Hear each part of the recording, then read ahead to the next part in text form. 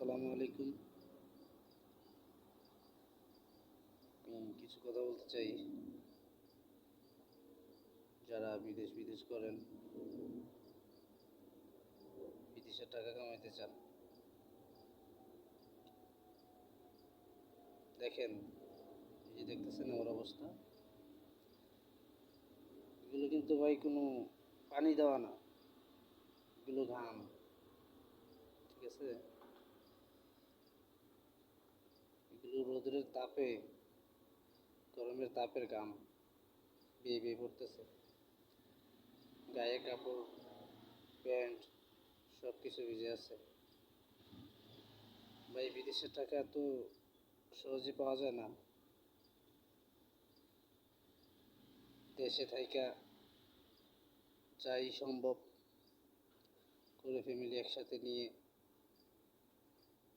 মোটামুটি তো বাঁচা যায়, খেয়ে পরে থাকা যায়, মনে করি তাও অনেক ভালো। ঠিক আছে, অনেক রোদ, 48 ডিগ্রি 50 ডিগ্রি তাপমাত্রা, যা সহ্য করার মতো না। এখানে কার ওয়াশ করি, রোদ্রের তাপে গাড়িগুলো এতটাই গরম হয়ে থাকে যে যখন ধুইতে যাই হাত দিলে মনে হয় যে হাতের চামড়াগুলা গাড়ির সাথে লেগে যায়। বহুত পরিশ্রম ভাই। তাই বলি, যদি সম্ভব হয় দেশে কিছু করার চেষ্টা করেন, বিদেশে আসেন না। বিদেশে ডলার কামানো এত সহজ না।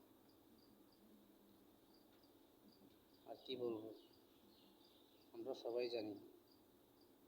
তারপর আমরা কিছু টাকা পয়সার মালিক হওয়ার জন্য, ফ্যামিলিকে ভালো রাখার জন্য বিদেশে আসার জন্য পাগল হই।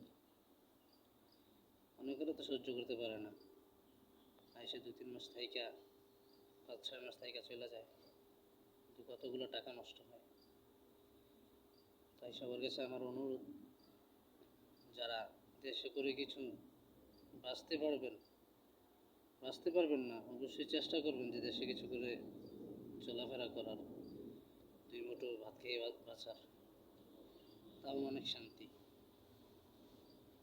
আমরা প্রবাসী যারা আছি সবাই এমন কষ্ট করে যে তাদের কষ্ট বোঝার দেখার মতো মানুষ নেই। দিন শেষে প্রবাসীরাই শূন্য। সবাই ভালো থাকবেন। আমার ভিডিওটা বেশি বেশি করে শেয়ার করবেন, আপনাদের মতামত জানাবেন। আসসালামু আলাইকুম।